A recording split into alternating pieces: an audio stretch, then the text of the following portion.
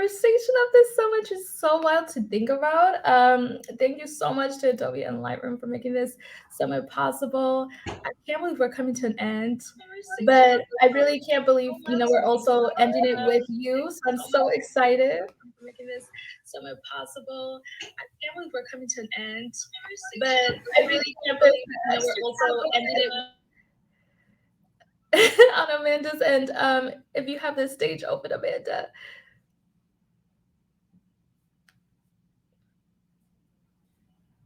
On Amanda's end, if you have this stage open, Amanda. I do. Yes, I think if you close the extra tab, because it's just gonna replay me, and oh my gosh, my voice. I'm like, y'all been listening to my voice the whole time like this. If you close the extra tab, because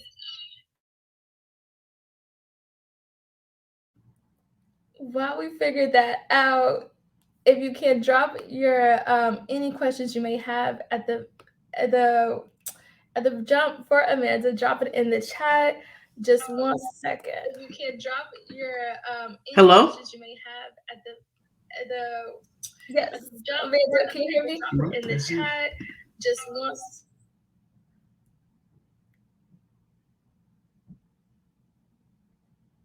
It's okay. It's okay. We're gonna figure it out. My voice is calming. Okay, because that replay, I was like, y'all really are listening to me this whole time. No, I know you're coming for the speakers. Do you have an extra window open by chance?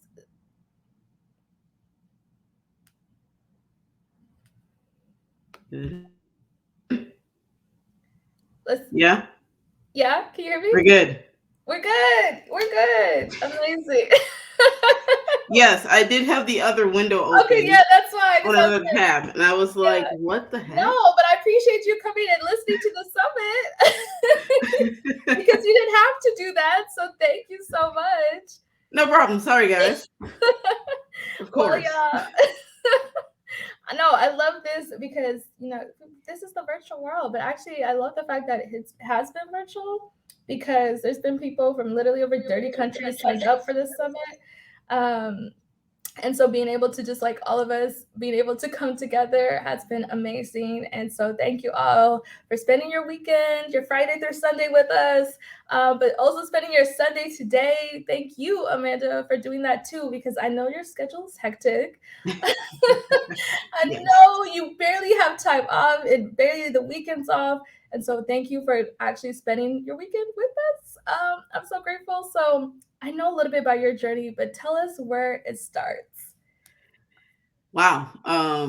That's It's a hard. loaded I question. know. Like, how far back do we go? So I started off as a graphic designer. I went to school for graphic design at Central Michigan University. I'm originally from Detroit. And it was there that I started taking photography courses because they were, kind of the elective for the graphic design major. So, I had a little understanding about photography. I loved it, but I didn't know there was a way to make money or make a career out of it.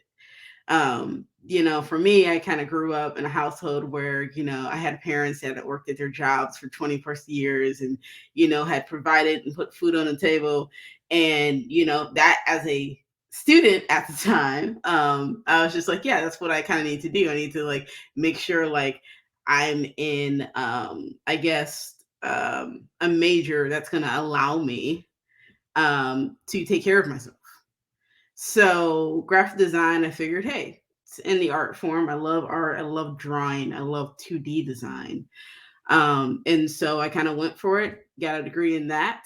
That kind of transitioned me out of Detroit into Massachusetts. And it was there where I met a photojournalist. And it just kind of sparked all these like wonderful things about photography. It was like, wait, so you can like pay your bills and support your family by being a photojournalist at a newspaper. It was kind of weird, and I was just like, okay, maybe I can do this. So I had some savings, I had some money. My parents provided for me very well. had a little stash, and I just kind of went out in 2010 and bought like 4K of equipment. Got some used things, got, a new camera. Didn't know what I was doing, but just kind of took it day by day, kind of step by step. Went out, did some street photography. That led to like multiple trips to New York City. I would travel every other week. Went down to New Orleans, went over to San Francisco. It was just kind of like if I had time to do it, I was gone and I had a camera in my hand. And it was just the only thing that, kind of kept me sane from my graphic design job, which was very literally boring. But it was paying the bills, and it was keeping me afloat even though I was not happy. But that's where photography came. It was kind of an escape from the mundane, boring day job. So, yeah. It's so fascinating how many photographers have their start within graphic design. But like I mean, like you said, it's another way of escaping, another form of art and creativity. Um, so talk to us about, because someone has already made the comment, and I I love this comment because we were talking about this earlier privately. Like when you go on your site, you do it all, you do it all. And when we are taught, just like with any, at least I'll say for myself, I was taught I had to do one thing, only one thing. Even in J school and when I went to journalism school, they're like, writing, just writing. Don't do writing and all these other things. You know, Yep. we're taught to put ourselves in a box right off the jump. At least I was. So talk to us about when you started photographing, what were you gravitated towards first, and how do you still do it all? When I first started, it was more people. Like I was shy growing up, like literally. Like I didn't want to like on Sunday mornings, they'd be like, "Oh, do you want to do the announcements?" And da-da. No, no, I don't want to do it. Like I was just that shy. So photography was kind of it kind of put me in a different realm of actually going out and talking to people and taking their portraits and having encounters on the street that I was just like, oh wow, okay, I'm gonna use my voice. You know what I mean? Like if someone doesn't like their photo being taken, I have a voice back, say it's a public place. Hey, you know what I mean? Like it's one of those things that was very freeing for me, is the opportunity just to go around to do whatever I wanted at the time and just take photos. It was kind of like the simple life at the time. Whereas right now, it's like the job is more than photo. As always, it's a lot of, there's some managing, there's some aspects of administration, there's some aspects of planning, and I really kind of miss the simple times of just being able to go out and to venture. Um, with your question about how do I do it all, I've never been one to stick to the basics, or stick to what you should do. Um, and that's taken some time over the past 12 years for sure for me to actually be like, hey, no, this is what I'm going to do. Most people are like, yeah, but maybe you should like stick to photojournalism, or maybe you should like stick to music. Well, music doesn't necessarily make a lot of money. A lot of people know that.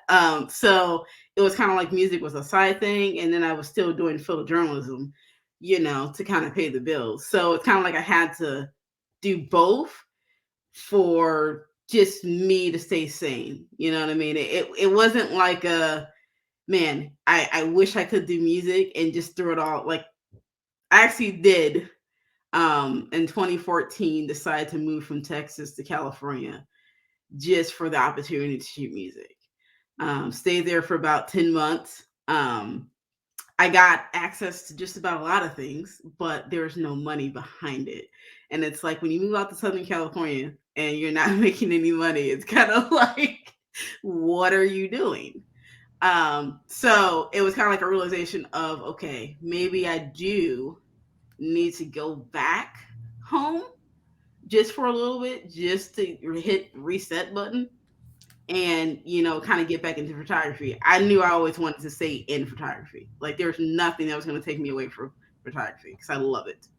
It is amazing, and it just captivates artists, um, athletes, just all walks of life, people in general, and so that's just what I love about it. I can't say that, I learned a skill from a particular person, but very early in my career, I was a huge fan of like people like Tim Tatter and Joe Grimes. And so that's kind of what it sparked the stuff, especially with my portraiture work. Um, but just looking back at it now, I'm just like, what I did at the beginning to now is just completely different. So, yeah. It's it's amazing. I mean, I like it Yeah. really is. So photojournalism was the first thing you would say you honed then, and then music? Yeah. Yeah. Photojournalism, it was the way in. I'll say that. Am I great at photojournalism? No, not by any means. The half of photojournalism that I'm not great at, that I'm starting to kind of resonate with, was the writing, the captioning. Mm. Um, I I didn't like to write. I was just like, what? You want me to write an article? I don't do that. No. You know what I mean? Like I kind of write like how I talk. So while at times like what's written on a page, for me it's like, yeah, that sounds bomb. Like editors are like reading and be like, okay, we've got to like tweak this a little bit, tighten this up, and so it was really at the York Dispatch in 2016 where I kind of learned to do it all, like the video aspect, the photo aspect, and then the writing part. Had a couple bylines. Oddly enough, like I look back at it, I'm just like, I didn't know what I was doing, but okay, it worked out. This Oh, this this photo is right here that you have on the uh-huh. screen. 2016 was also a rough year because I am a person that is very liberal, you know. So in politics, I kind of steer away from politics a lot. And so when I'm faced to, oh, we have to go cover this, I was like, oh dear God, help me. And so when I was there and in the moment, it was just weird. It like sometimes you just wanted to be like, can I just hide? Because these people are outrageous. And there's nothing you can do as a journalist there. You know what I mean? You have to be in it. You have to capture what you see. And this is exactly what I saw. And so that's the powerful thing about journalism itself, is that you can't really change a scene. You got to shoot it how it is. So that's really kind of part of where I learned certain aspects of my photography. But yeah, it's been crazy. And then I think after the photojournalism job, I never saw myself in higher education. But I knew that from my college experience of watching athletes, of watching, people that I worked with in recreation, um, it was something that would be cool to like work for a school and work for, their athletic department. So when I took the job at EKU as a university photographer, I was the sole um, university photographer. It was only me. I had maybe 3 or 4 students as well. And it was one of those things where I just had to kind of teach myself on the job. I didn't have to caption anymore, really. It was awesome. I could just really shoot. But then again, I could hire folks and I could um, plan things, and it kind of set me up for what I'm trying to do now, which is more teaching and more mentoring. So that was that aspect. Are you wanting me to talk more about photojournalism, or are you just want? No, no, I was just like I'm like, you said these weren't that good, but I, I like mean, listen, a lot of work that I've done over the years, I now can look back and be like, oh wow, that was actually pretty good. When you're in the moment of capturing something, and this happens even to today, you're just like, yeah, that was a typical event, that was a typical Mhm. night. I don't know. Maybe I got something, maybe I didn't. that, you know? So Mhm. I appreciate the stuff that I've done 5 years ago a lot more than I did then. And now I'm just like, every now and then there's that brilliance of, yeah, man, that's a really great shot. But, I have to step away from it to understand it. Mhm. And so that's what I try to do, especially with the current job that I have working in hockey, is that, I try to be present in the moment, but also realizing that what I am doing is wonderful as well. Um, and that takes a lot of training, takes a lot of years to realize that it's okay to mess up. It's okay to not have the best shot of the night. You know what I mean? You're in the space. You're Mhm. creating, and that's a story within itself. So when you do have brilliant nights, it's like, wow, I feel like I'm on top of the world. So Yeah. it's amazing. What was the learning curve and the transitioning from photojournalism to music? There really isn't one in that Mhm. aspect. I think a lot of music photographers, post processing is key, to defining your style. And, for me in music photography, that was my way of defining my style. It was my way that I could edit freely without having to worry about, the rules, don't break the rules or whatnot. Music photography gave me that leeway that I'm just like, I love it because I'm capturing what I see and then I'm editing how I want to edit. It's a very freeing thing.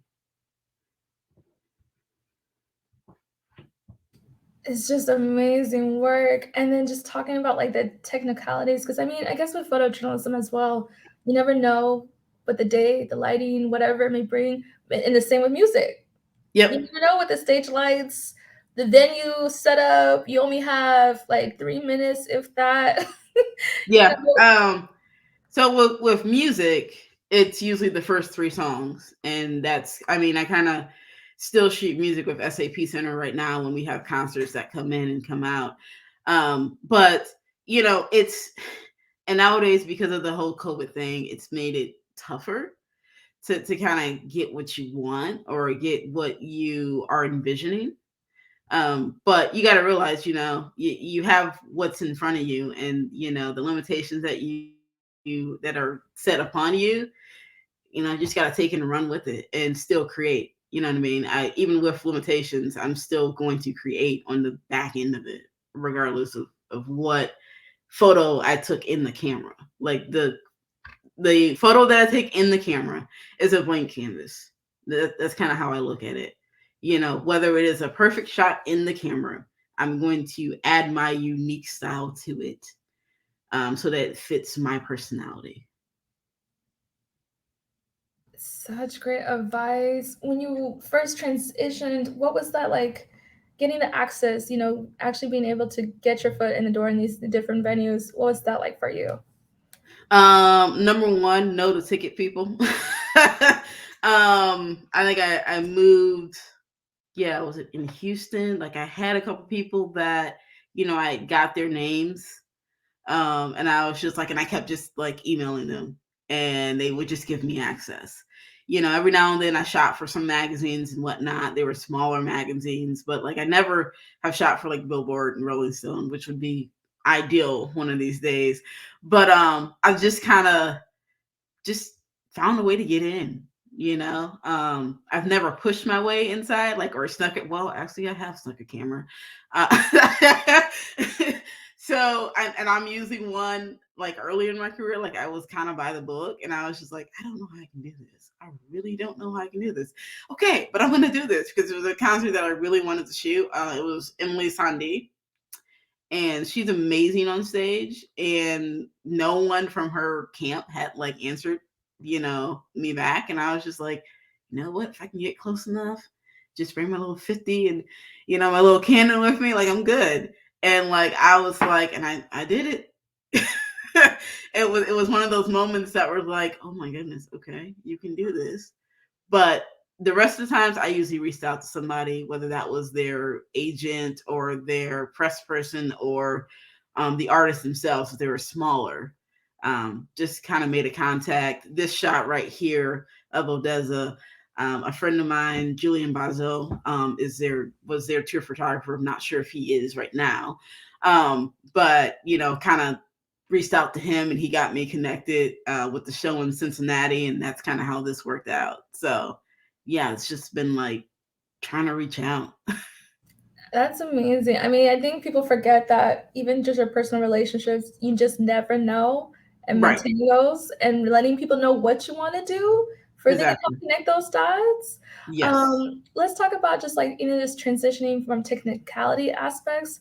With photojournalism, what kind of gear did you have then, and what did you have to know or bring for concerts and music? Um, what did I have then? I had a Canon 1D3, old camera. And then I think I had a 5D Mark II at the time. And I had a 50, a 35. I think there was a 17 to 35 as well. 70 to 200. This depends on the concert itself, because sometimes you do have to shoot from the soundboard. So I went out on a whim and bought a 300. Basically got it for $2,000, and I was like, yes. But it was an investment at the time. It was like two guys like $2,000 for a lens. Wow. But yeah, it was very well worth it. So yeah, I mean, skill wise, and every newspaper that I work for, I think some of them have offered gear. Earlier in my day, I really wasn't about using the Nikon gear. Like I used it, but I was like, I like my Canon. I like the color of my Canon. But yeah, I mean, I've shot with pretty much every brand of gear. So I mean, limitations. I really don't really know many limitations. Dare I say it? You just find a way to make it work. Even if you're not used to the camera, you'll figure it out. There's YouTube, which I pull up on my phone sometimes and be like, how does this work? How does this? Okay, cool, we got it. So Oh, that is so true. We make it work. yep, There's a follow-up question um, saying about the angles and perspectives that, concept photographers get. It's just like really cool and amazing to see. How did you know about that? Like, because I don't know, with photojournalism is so straightforward sometimes, but at the same time, I saw your body of work with photojournalism, and you yeah, did get creative with the angles and just the different ways you can just like make one set, make one night look amazing, even what's on tour if it's the same set. So did that translate over pretty well for music then? yes. Photojournalism, because the straight shot is boring to me. Like legit, if you just have something in front of you, that can get mundane at times. And I was just like, and I kept seeing the same thing. Like you would be in a group of people and they would all be shooting the same thing. And I'm like, what is the point in you just being engulfed in that group of people just shooting the same thing? So I would like go over to the other side or go underneath or, you know, be on a side that everybody was like, well, why is she over there? Because I want a different angle than what you're capturing. I don't want my shot to look like yours. Like I think that was the biggest thing. I don't want my shot to look like other people. I mean, it may happen every now and then because some of these clubs and access are so small. In particular with this shot, it was so packed and so tight that you're probably going to get one or two or at most four shots, for different angles of something. So you have to be creative. And if you have This is access so backstage, amazing. even better. Right, right. No, but this, I feel like I'm there. Yeah. I This love was at South by Southwest. I was on their volunteer photography team in 2018. And like at first I was like, really? Like I can actually come there and shoot it and not have to pay for anything. Like I was like, what? I was like, okay. So yeah, most people are like volunteer. Why aren't you like on their staff? And I'm just like, at this point, 2018, like I was just like happy to be shooting music, you know. Also, still being at EKU and having a full-time job, I was just like, yeah, if I can go away for a week and just shoot something else and something that I love, I'm like, I'm game for it. So yes, you do sometimes you get antsy and you're just like, yeah, I'm just gonna do it, whatever. Yeah, I'm gonna have fun. I'm gonna make images and I'll pay for it later, I guess. But yeah. Amazing. Let's talk about after music. What came next? What did you transition to then? Was it That sports? was higher education. Higher education is a lot.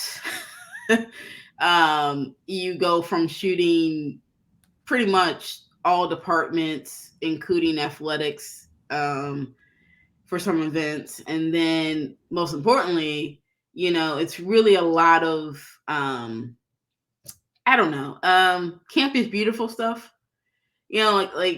scenic kind of scenes that you see that uh at the time I was like, well, I'm gonna try to do it like no one else does it. And so, like, shooting through books at a library of this kid wearing a Houston, Texas hat, you know what I mean, on the campus of EKU. It's kind of unique.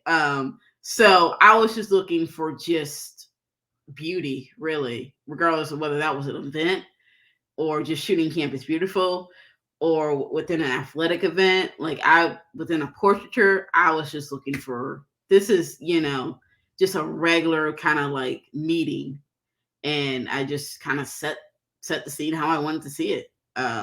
But yeah, I'm basically using the spaces that I'm given, pretty much, and I'm usually able to capture something that most of the time I like. Sometimes I'm just like, man, I wish I would have done that a little bit different, but I'm just using what I have in most cases. Well, that's a master class because it's really amazing. Um, okay, so then you were like, okay, I'm tired of higher education. I don't know if I was tired of higher Okay, education. I'll give some backstory to that. okay, With higher education, it gets overwhelming to be the only one. They're shooting primarily everything. everything, literally. And so I wanted to move on to a bigger university on an actual team, because therefore I'm not shooting everything. Mm, And so that was the job at Purdue, which I got in January of 2020. And I was, at that time I was like, yeah, I'm ready for this. I'm game for this. But there was still some kind of like worriness, dare I say it, because you are used to doing things on your own, and then now you're having to either shoot like somebody else, um, or do what that department says. You know what I mm, mean? So Purdue, hardest 5 months at a job, I'll say, um, because there's a lot of extra stuff that people don't realize when shooting for universities. Like, at the point of EKU, I was the first Black woman photographer there. Okay. That didn't resonate at the time. It was just like, okay, cool. I'm just shooting. I'm just doing whatever. Purdue, we were at a brand campaign kind of thing, and I think it was my second day or something like that, or maybe I came up early just to be a part of it. And one of the speakers was like, I remember being a college student on this campus and being called the N word. And I was like, there were like red like sirens going off in my head. Like, wait a minute, really? Like, this? You're talking about this campus isn't inclusive? Yeah. Kind of. Most people who lived in that area were like, yeah, no, they're not very inclusive. And so, like, that first month of having to be told, like, oh, one day you'll have to shoot like him, or you have to shoot like him. I'm just like, what? So it was rough. It was by far like the roughest start to a job that I've ever had. And luckily, I do say luckily, and I know COVID has been, um, just a tremendous time for a lot of folks. But COVID actually saved my career. Um, I worked for Purdue probably 3 months from like work from home, whatever. Every now and then went on campus to shoot some stuff that they needed. And then out of the blue, because at this point, everybody was like, oh, no one's being let go. I was let go. And it kind of happened within a matter of like 2 days. And at first I was like, are you serious? I went to your marketing meeting where I am one of 70 or the only black person in the room of 70 people in your marketing department. And you're going to let me go. Yeah. Slight slap in the face. But as I said, yes, it is definitely a blessing in disguise. You realize some things just aren't meant to be. And you've got to like move on. It's a hard reality, but yeah, that was the reality. So with anything and everything, I'm always going to revert back to either music or sports when I don't have a job. And so I kind of turned that into like a passion project, um, which is pretty cool. It was surrounded by young black youth in the Lafayette area, and kind of just took a whim. I kind of knew some people, and I was just like, hey, I think this story might go somewhere, especially after George Floyd and all that stuff and all the chaos and everything, and the fact that there aren't many people in the greater Lafayette area who are black. So I did that and I worked on that. And so it's funny, so I was just talking to that brand the other day. Tried to pitch it to Sony. Got nothing on that. It's kind of funny. But in the back of my head, I was just like, yeah, this is, sports eventually will work out, right? It has to work out at this point. Applied to jobs, thought I was heading to a university at first, and I wasn't. And then iFit came along. I think there's a full like iFit page on my website. And iFit, out of all places, and most people, if you know anything about iFit, they're not diverse. It's in Utah, in Logan, Utah, of all places. And at time I didn't know much about the company. I had spoke to them, I had interviewed. They're like, yeah, we really like your work, really think you do great things here. And it was an opportunity. And the money that they wanted to pay me, I was like, heck yeah. I was like, are you serious? Just to do that? Okay, all right. Y'all serious? Okay. So me and my fiance, she left her job at Purdue because she was also working at Purdue at the time. But we left Indiana and packed up and went to Utah, to Logan, Utah at the beginning of 2021. And for 9 months, I was on set 5 days a week, shooting, 12 classes a day. Yeah, 12 classes a day. So it was a lot of repetition. It was a lot of having to find things that weren't quite in front of you. Like, you don't want to take the typical shot. You're looking for the poses, you're looking for the expressions on the face that really can tell the story, really can tell the aura of what iFit was trying to do at times with their live classes. And so this was me for 9 months. At any point during this time, was I like, okay, yeah, I'm ready to do sports. Like, I remember telling one of the trainers, and she was like, yeah, but what do you want to do? And I'm like, I want to be a team photographer for a professional sports team. And she was like, well, isn't that easy? If it was, wouldn't you already be doing it? Like, I mean, but that just got me thinking, really. I was like, okay, maybe this is right in front of my face and I'm just not like trying it, because coming from the background that I have come from, you don't see many teams taking chances on people that have a well-rounded background. They want the people that have already done sports or they're already going to come in and know what they have to do. Um, so the sharks, I applied for the job. I looked at the description at the bottom, and they said, something about being inclusive and all that stuff. And I was like, okay, I'll apply for this job. This makes me. It was intriguing, and I was like, yeah, let's do it. I didn't expect to get an interview. So when I got that email, I was like, what? I was like, okay, cool. Probably not gonna make it out of the first round. But the person who was interviewing me was also a female, and was just all about diversity. You know what I mean? It's kind of like you meet some people in life, and you're just like, where have you been? Like, it's like, why couldn't you? I couldn't have met you 5 years ago.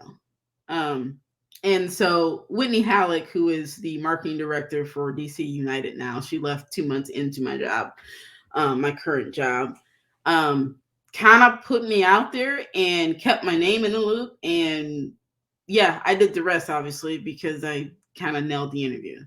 But yes, I nailed the interview. I won't say kind of, I nailed the interview. There you go. As I was told by her when I went to DC ago. She's just like, yeah, did you realize they did not have your portfolio in their initial picks? And I'm just like, huh? I'm not surprised. Because you're gonna always look for sports. You're gonna always look for, oh, does it jump out at me? And I'm like, maybe my portfolio doesn't jump out, and most people would disagree. I understand, but it's a collection of a lot of things, right? I don't just do music well. I don't just do portraits well. I don't just do sports well. I do it all. And that's kind of what I feel like my purpose is on earth right now, is to teach um or mentor those kids who think, "Oh, I just have to shoot sports." No, you don't. Like, if you shoot sports, if you particularly only shoot sports, you're going to be stuck in one lane. And I just had an interview with, we had just hired a part-timer. And in the interview, I was like, where are your portraits? You talk about wanting to do this and wanting, to get creative, but yet I don't see anything in your portfolio that highlights that. And so what I'm always looking for is well-roundedness. I don't want to just shoot sports, you know? Great, you can shoot sports, but what else can you add to this team? It's not just on the ice. It's the moments in between. It's the moments in the locker room. It's the fans. It's the concerts. It's the events out in the community. Kind of needs to be a little bit more well-rounded. So that's really, I think, the purpose that I've found in the past 3 years, really. It's just being able to be like, yeah, this is me and this is all that I shoot. You don't see hockey in here yet. Here's why you don't see hockey in here yet. Because sometimes when you put hockey, or sometimes when you put your current job status in a portfolio, people think, oh yeah, she's the hockey photographer. I don't want to be known as just a hockey photographer. Yes, there will be San Jose Sharks in there eventually when I am done with the season and I can see, kind of go through everything and show what I want to show. Because what social media shows is completely different than what an artist has, or how an artist looks at things. So, when I finally go through that, like, you'll see hockey on there. But for now, like, I would rather prefer that people see my body of work, because it's gotten me to this point. So, Man, y'all, like, there's so many lessons in what you just shared. And it's also crazy just like how there's so many through lines within the different speakers. I mean, Charisse May, our fireside chat with the photojournalist Charisse May, portrait photographer, I should say, she does multiple things, not just photojournalism. She was also laid off. That's what made her do what she does now. Raven V. Verona said She was tired of being labeled just a tour photographer.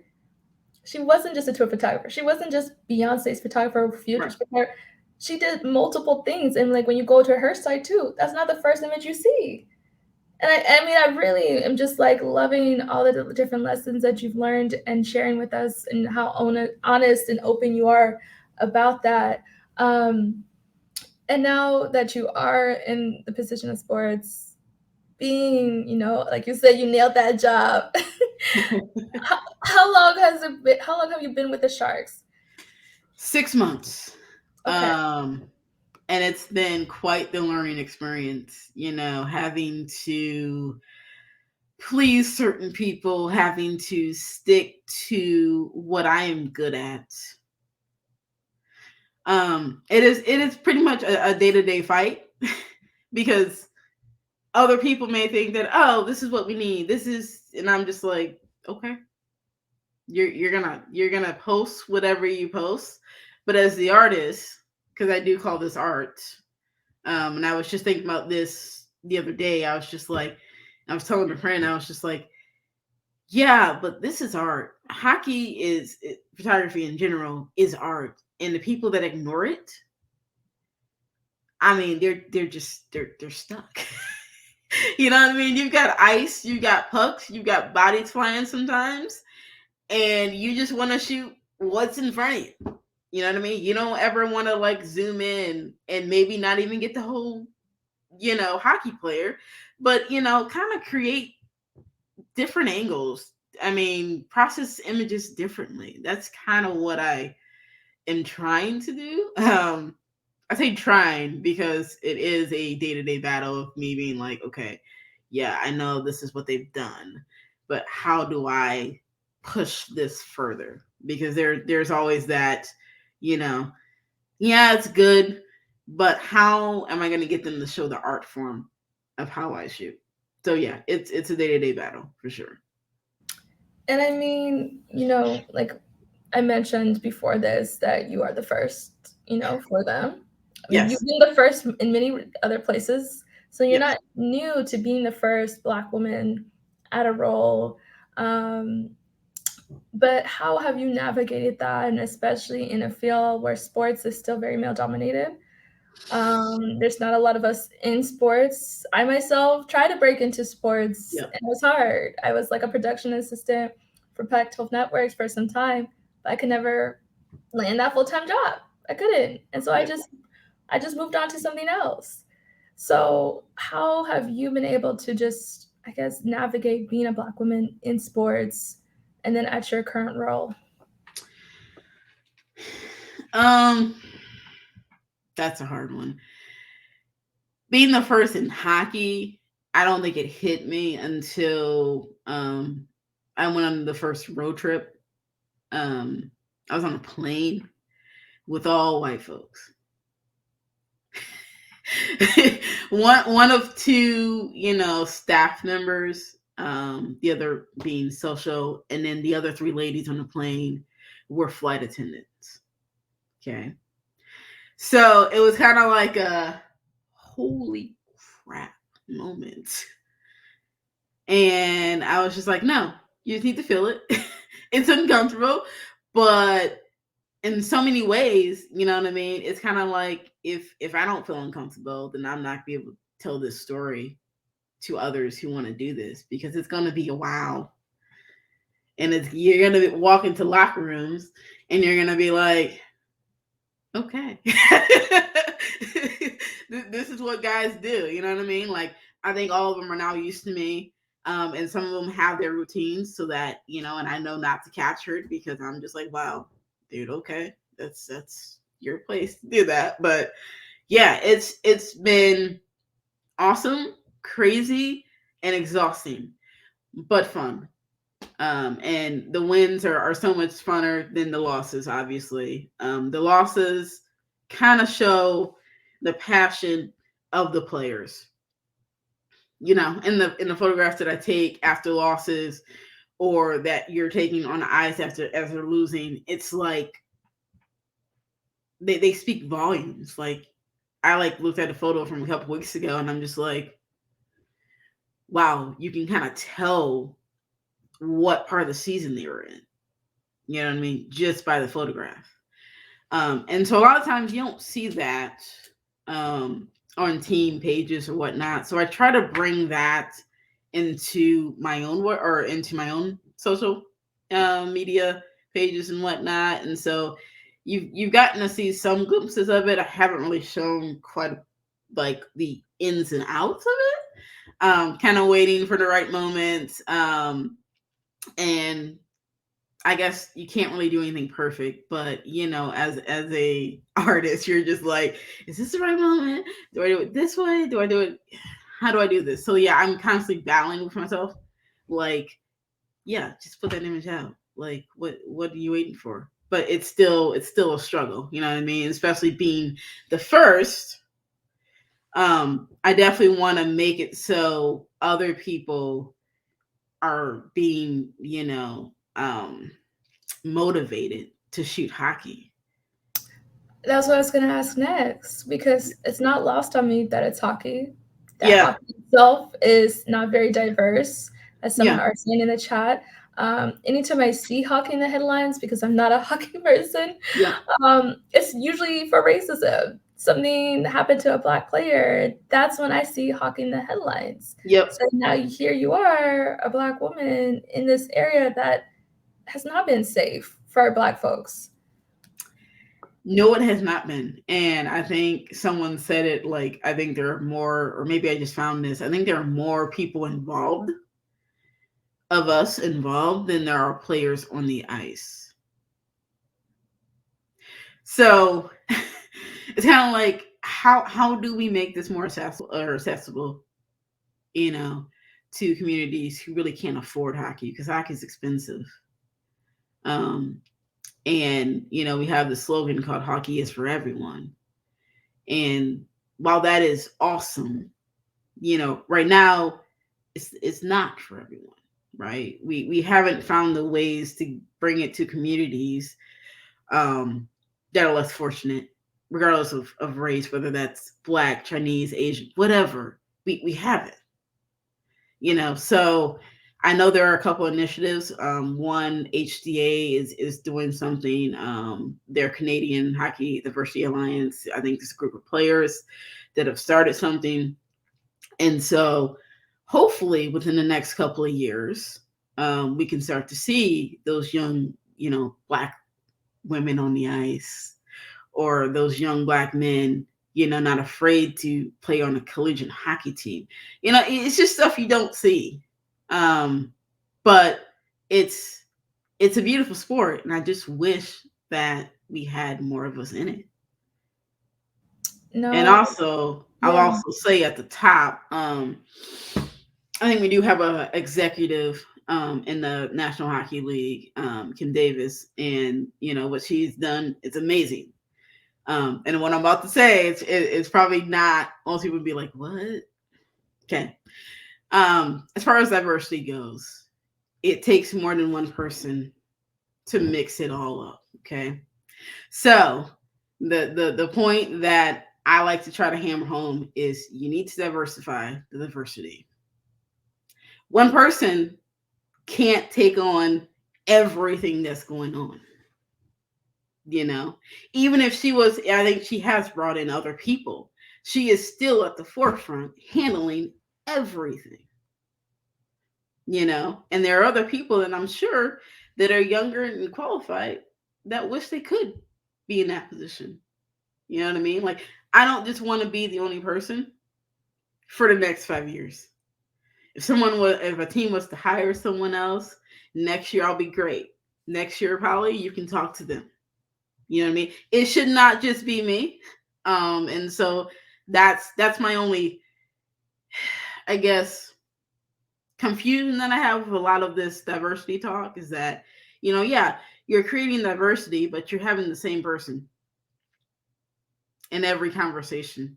Same people.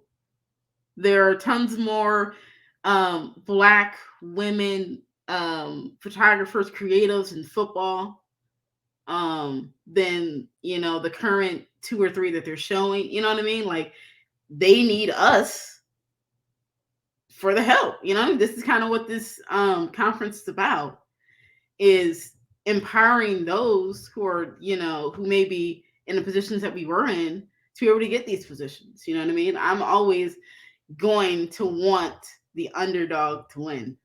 That's kind of my stick. Uh, I love the story of an underdog, and we are that right now in a lot of sports, not just hockey, not just NFL, NBA. You know, NBA team photographers, there aren't many of us either. There are social media photographers, but as far as NBA Getty photographers, there aren't many of us at all. And that's an issue. So, yeah. You are preaching. You are preaching. I mean, so like you said, it takes more than one person. You are able to have, a chance in this opportunity because one woman advocated for you and helped you get that foot in the door. Yep. And that's why it's so important to have somebody advocating for you. But what would your advice be to those who may not have that person in the room advocating for them, for how they can get their foot in the door? Number one, regardless of how it feels some days, keep shooting. Don't ever stop shooting. Like nowadays, do I always have to have a camera with me? No. But when I was, in the race to try to get these positions, or trying to fight for these positions, like I always had a camera. You know what I mean? Like I was ready to go. There's a newspaper photographer from the New York Times, Michelle Agans, who I had the pleasure to meet back in, I think, 2011. And Michelle also was like one of two. Yeah, yeah. One of two Black women at the New York Times on staff. Exactly, and she's also one of those people that was the first to cover the WNBA. When their first season started. So, and that was kind of what I was like, what I took from like her talk and whatever when I met with her and whatnot. She was just like, one of the things she said was like, use the light and the camera. We're always, wanting to add something to it or add some lights or prop, you know what I mean? Like she's just like, use light and camera. Like, and most people have told me over time, it's like, it takes time. Some people, yes, it does happen overnight, but the true ones are the ones that have, been through it in the trenches, having to fight their way to a dream. You know what I mean? I would say this is a dream, even though, I still want more. So keep shooting, keep reaching out to the people that you're inspired by. Today with social media, Twitter and Instagram, DMs are pretty much, everybody's like, hey, can I do this and this and that? And I'm just like, cool. And I'm fine with getting DMs. I'm fine with getting emails. You know what I mean? Like, whatever way I can help you, whatever way I can assist you, I'm going to try my best because it matters. Someone paved the way for me, so you got to pay for it. And now that you're in this position to also hire, kind of like a full circle moment, you mentioned it, like you said, like it really is. It really is a full circle moment. So you mentioned how when you're looking for working with people, you want them to be well rounded. What other things can photographers do to stand out? Maybe when you're looking for to hire, or just in general. You gotta have a resume. A resume. Number one. A lot of people, you'll be surprised, they don't attach a resume. It's kind of weird, right? I like cover letters. I do. I like for you to speak to what this position would do for you. You know what I mean? I like to hear the story. And then thirdly, most people be like, well, why not the portfolio? Portfolio is third for me. because you may have all these dreams and these passions, but have not gotten to do the things that you've wanted. You know what I mean? So even if you've got 6 shots in your portfolio, but you want more, and you're talking the talk, you know what I mean? Chances are you will get an interview with me. So I would just say, the cover letter, speak to what you want. You know what I mean? I want to hear what you want. I want to hear where you're trying to go. And then maybe I can help you.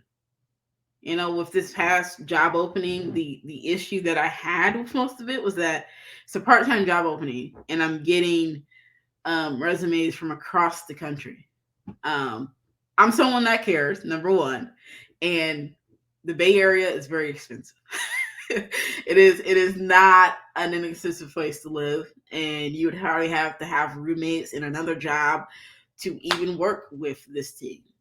So it was kind of frustrating to like get so many of those, because I know people are hungry. I know they'll just move out on a dime and try to make it work, but I don't want you to stress yourself out. It, it's not it's not the goal. You know what I mean? So I kind of gave it up to the locals, and I found a girl named Meredith Williams. She's LGBTQ.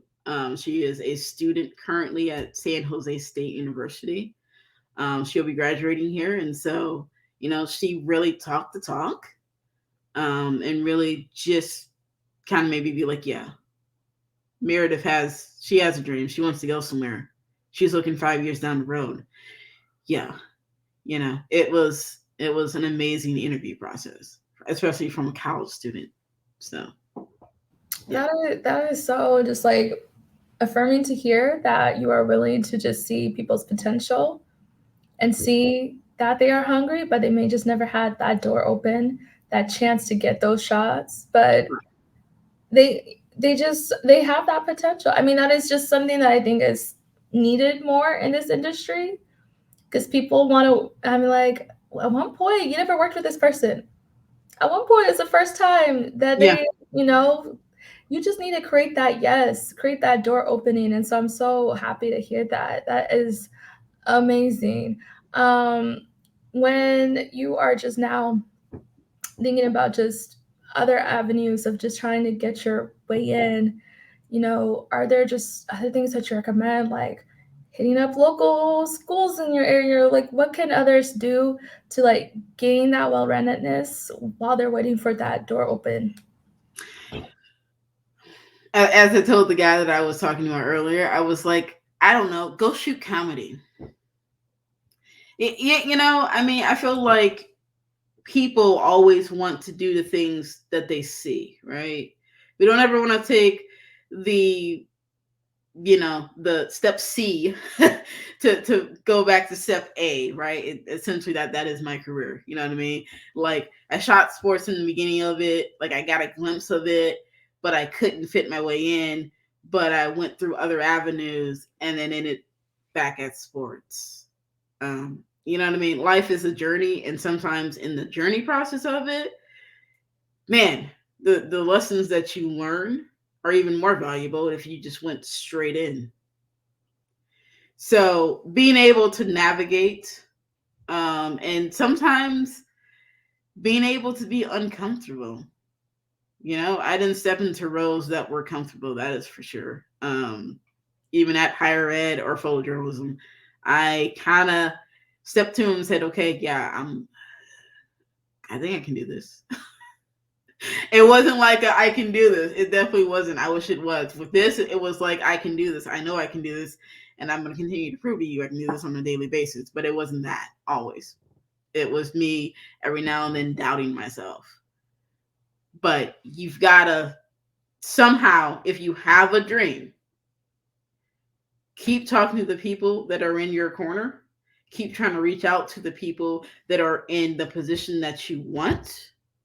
And say if it doesn't happen, have other things on the side that you're still working towards, or that you're still, getting money from shooting something else. That something else is going to add valuable experience to that job that you eventually want. So Such great advice. There's a comment that I just showed in the screen from Sabrina, and I like this comment because throughout this summer there's been a theme about taking up space. But we just discussed that hockey is not one of those spaces that are very welcoming to take up space in.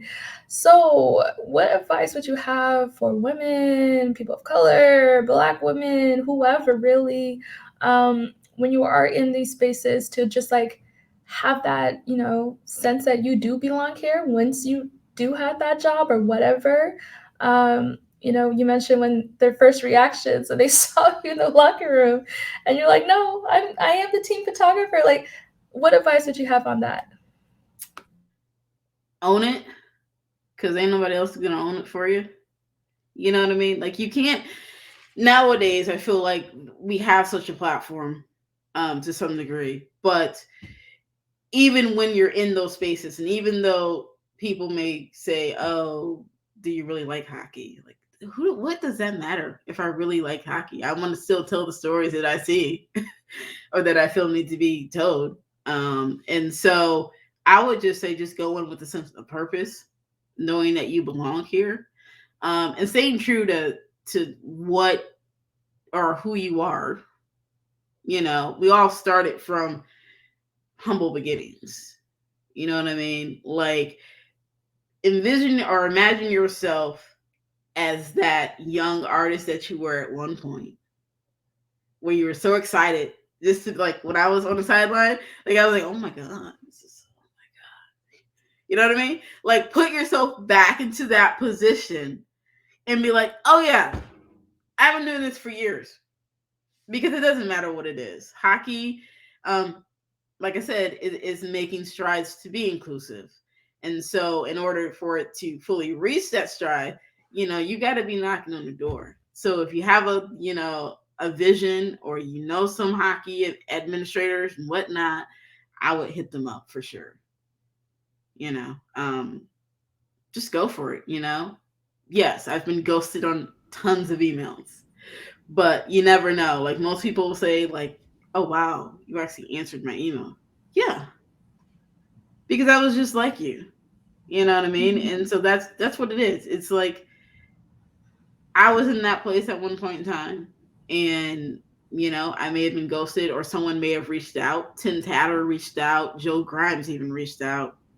And I was just like, wow, that's amazing. Joe Grimes even invited me to his studio space when he was out in California.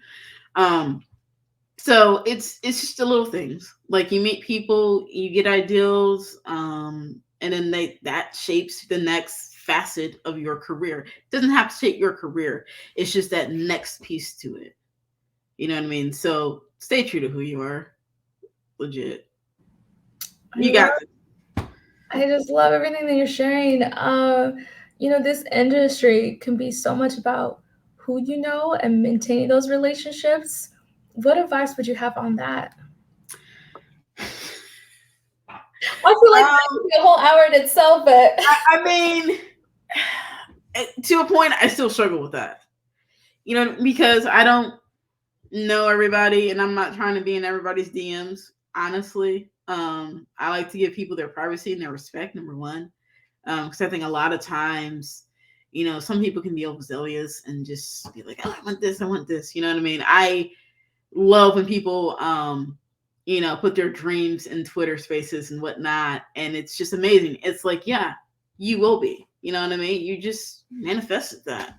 Like, it's gonna happen. It may not happen now, but it will happen in time. Just don't give up on it. You can't give up on something just because it does not happen right away. But yeah, I I forgot the question, Polly. Wow. no, because you're too busy preaching about just like, the industry being like who you know and just like trying to maintain relationships without being like I weird about it. I before you found me, or before um I started with the NHL, I was still that person trying to find a way in. So, but I wasn't overzealous to the point of like just manifesting my things on Twitter. Like, and it's funny, this year I was like, I really need to get back on Twitter because it was kind of fun. I was just like, maybe Twitter will be better. I don't know. I don't do social media well, like Yo, get her back on Twitter. put like as far as like photographs, like I like putting myself out there at times, but I don't. You know what I mean? And I've met people on both ends of the spectrum that, some like to and some don't. Some are just like, yeah, no, why do you need to put your work out there? You know what I mean? They're very private with their work. I like to be private with some of my work, but as far as the hockey stuff, I kind of want to bring it to the forefront on social channels, simply because it's what I'm doing now. And if people aren't gonna, or if people are gonna know like who I am, they need to know what I'm doing now. But then when they click on the website, in the description area, they're gonna be like, "Oh wow, why didn't she show this?" And I'm just like, well, because I'm difficult like that. I don't know. I just like being mysterious at times. I just love how you're just doing it on your own terms, though. I do. I love Yeah. it. I respect it so much. There's a question from Maria asking, what would you tell someone who's coming from a different career, not having a strong photography background, but wants a job in the photography field? What are you doing on the side to for photography purposes? You know what I mean? Are you that mom who is, dare I say it, shooting their soccer, their kids' soccer games, or are you, casually carrying a camera with you as you're walking the streets or in a new city? Like, what else are you doing besides the current job that you have? Because there's still some sense of people need to see that you have the basic knowledge of photography in the portfolio. Like it can be maybe 10 shots, whatever you want. Just make sure those 10 shots are popping and that you like them. Most importantly, you like them. People will say it, oh, I'm just, I've got to give them what they want to see. No.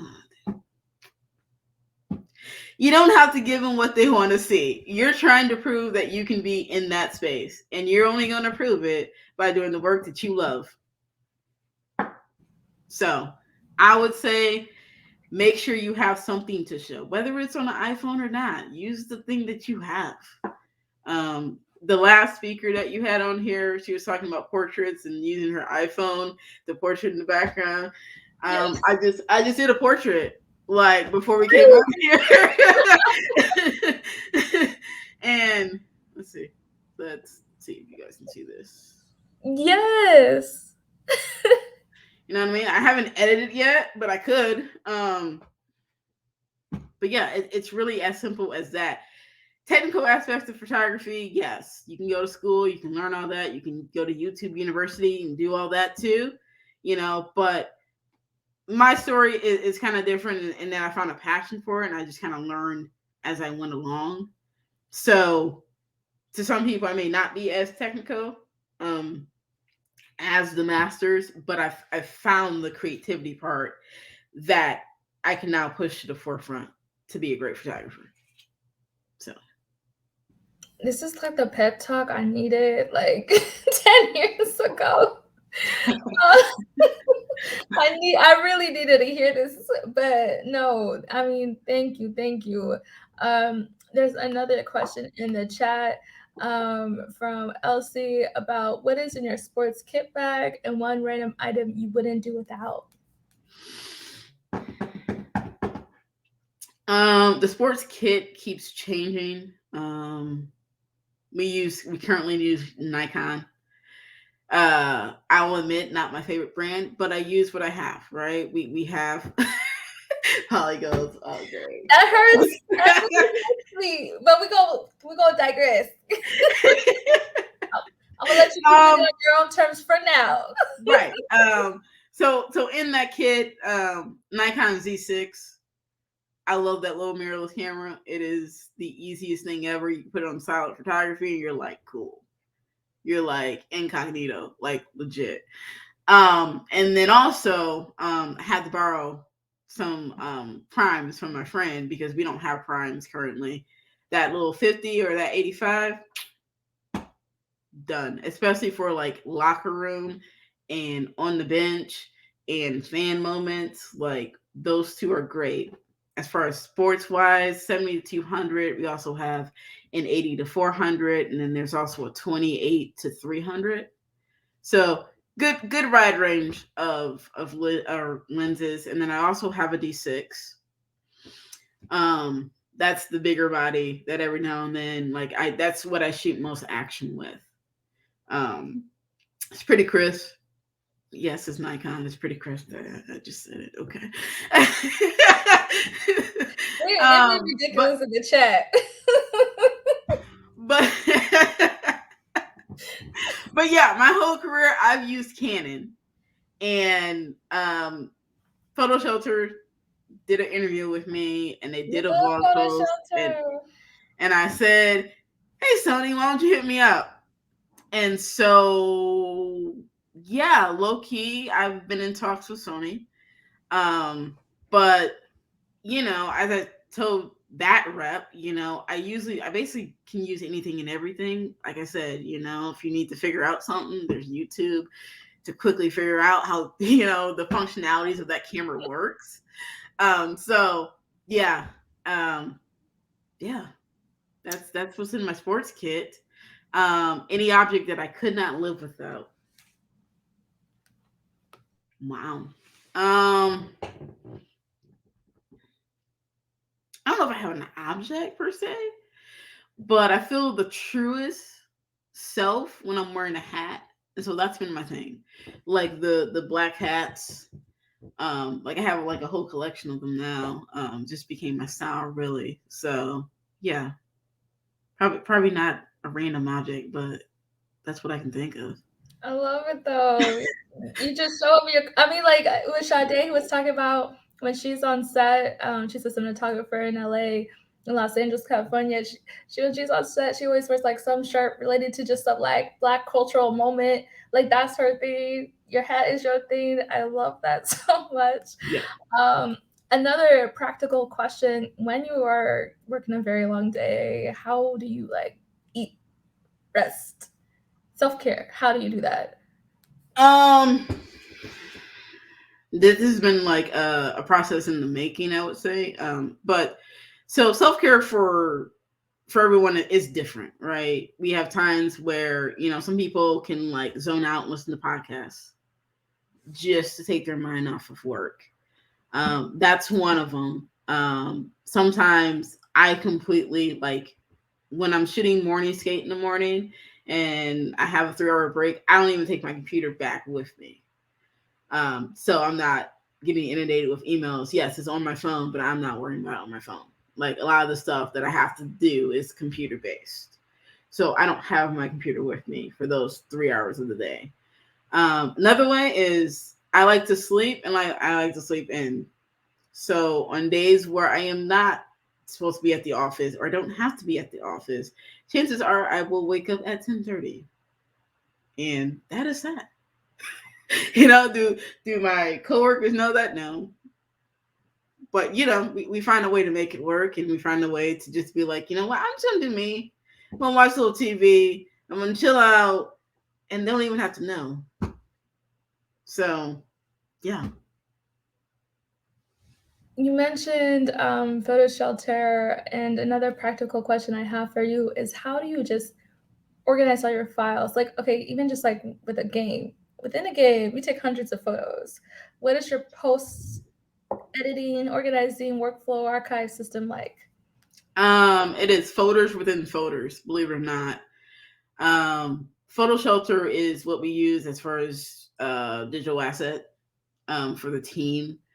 I back up hard drives to hard drives as well to Photo Shelter. So I have a little hard drive, which is, everything that has happened within the past 2 months.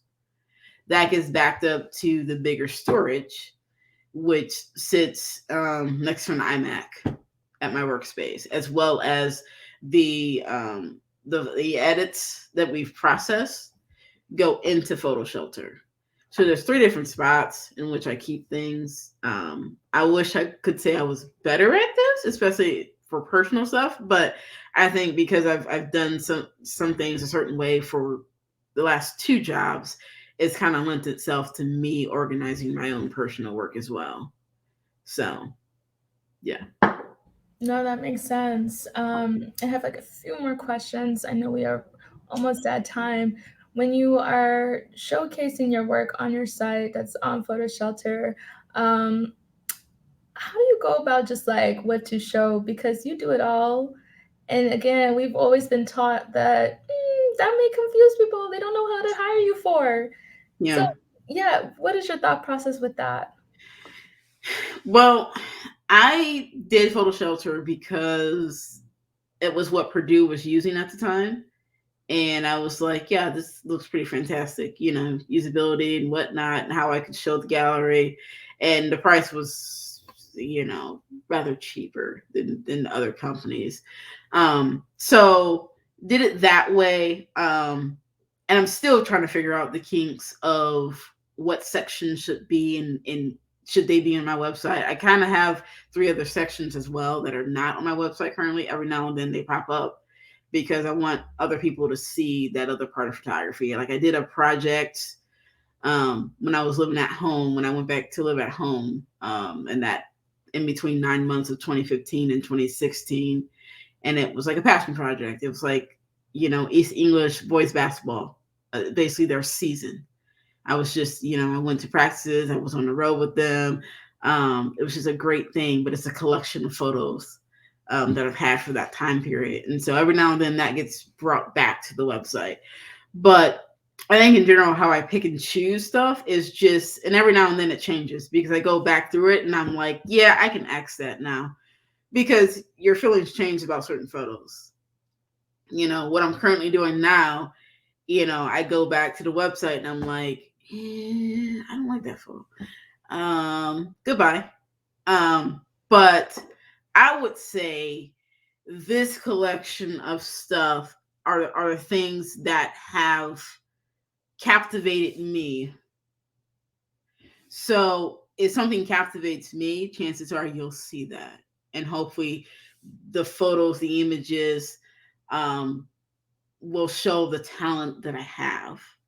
You know, I can shoot color, I can shoot black and white, I can process in black and white, I can shoot the portraits, I can make portraits fun, I can shoot the high school basketball, I can shoot high school volleyball. It's like a little bit of everything. And so in this mindset, in this present day time, this is what I'm thinking. Will that change a year from now? Yeah, definitely. It could definitely change for sure. I mean, it's the range. It is the range. I love it. But I also will say to Yeah, your note about photojournalism, I yeah. had it's funny. It's from the Tulsa paper. I had an interview with them. I believe it was in 2020, and he's like, yeah, I just it just seems like too much. Like it's just overwhelming. I was like, Well, then it's not for you. right, you know what I mean? Like I was like, okay. I was like, cool. Right. Like I think it's beautiful, but everybody will have their opinion, and that's their opinion. So, yeah. Let's see. There is one more question in the chat from Clark. What advice do you have about finding mentors and mentorships? Um, anything of that nature? Um, it's one of two ways you can do this. You can reach out to people, um, and those people may never get back to you. There are times where you want to reach out to somebody that's famous because you enjoy their podcast or something like that, and they may never get back to you. You know what I mean? And so it's kind of like well, how do I get to that point of wanting to talk to this person? And sometimes that takes time. You just have to be in the right space. And every now and then Like you'll have these moments throughout life in which you're like, oh wait a minute, I I've actually met him.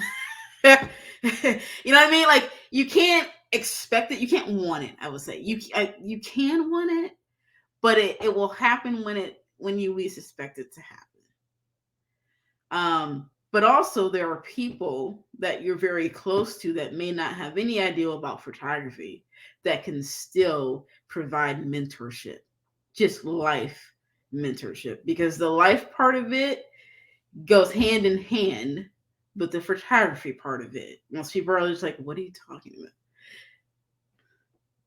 Your photography career ebbs and flows, right?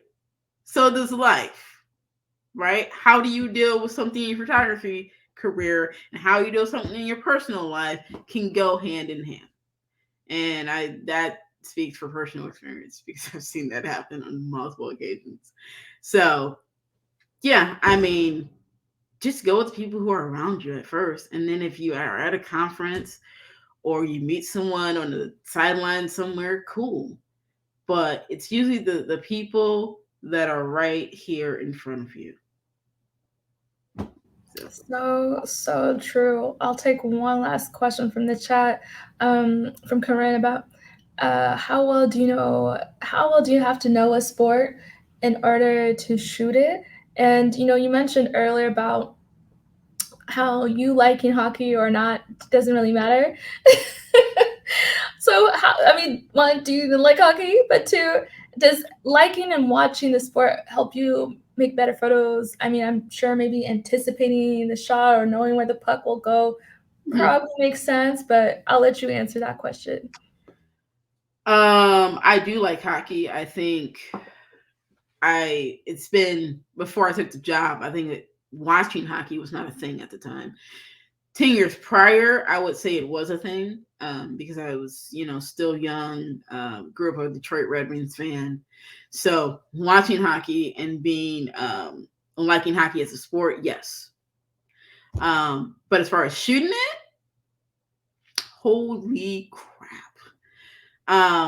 Because I was lucky to have an experience, whether it was brief or not, with the PLL last season. And it was only for one weekend. And it was like, okay, cool. Like I didn't have the job with the Sharks yet. But here I am in the middle of the interview rounds with the Sharks having to shoot PLL. And they would say lacrosse is pretty damn similar to hockey as far as the action and the pace.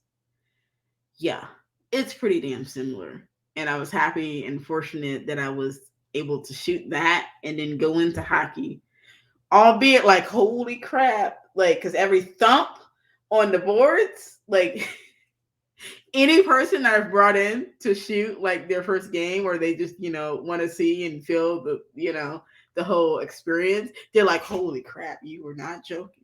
I'm like, yeah, you kind of gotta be very quick, and then also the puck goes through the hole too.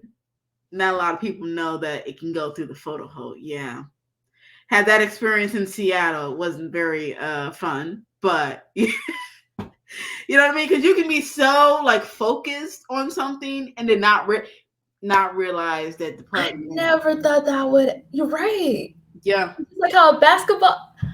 Yeah. Oh my gosh. Yeah, because I mean, and I've kind of learned our team well to where when I know they're just gonna dump the puck, because sometimes they just throw it, and it just pops up in the air, and you're just like, "Are you serious? Why can't you keep it on the ice?" like I'm playing hockey. No, you know what I mean. You just try to get rid of the puck, and you just hear this big thump, and you're just like, "Oh my goodness." So you just have to be very aware of your surroundings. Shooting the action isn't necessarily the hard thing. It's just knowing what's going on when the action is not in front of you. That's Because crazy. We're gonna need a yeah. part two. And also I watched a couple hockey videos before I took the job as well, like what people have suggested as far as shooting wise. And so yeah, I went through that whole little research thing. I probably had about 5 pages of actual like research while I was interviewing for the Sharks, because I didn't know what, media days were like for hockey players. I didn't know. So Billy Weiss, who's the team photographer for the Red Sox, he has all these videos on YouTube, and it basically talks you through what it's like to be a team photographer, and that those really helped me. And I reached out to him and told him that, and yeah. So I mean, there are all these little, teaching videos that can help you, and yeah, that really did help me because man, that's what I mean. Hockey is hard to shoot. Man, there's so many. Yeah, wow. Even more kudos. I was already in awe of you beforehand, but you're right. One quick follow up for those who may not know, what is PLO? PLL is the Premier Lacrosse League. Okay. They started. I want to say this will be their third season, maybe fourth. Not really sure, but um, yeah, it's a nice little summer-ish type league that ranges from June all the way to September, and they go from city to city. So they play in a city for 1 week, and then they hop to another city the next week. And so it's yeah. I mean, Paul Rabel is how I got to that point was I had listened to his podcast and everything that he was talking about. I was just like, yeah, I'm down for this. Like, what? Like, who knew? Like, I can be so inspired by somebody else and them starting a league and then actually being able to shoot it. It was quite impressive, and the team that they've built within has been awesome, and they're still so young. So, yeah. Thank you for answering that. Yeah. My last question for you is, by being on a team, there's that certain expectation, certain aesthetic, or whatever that the team may have. How do you maintain your own creative voice and creativity while working on a team?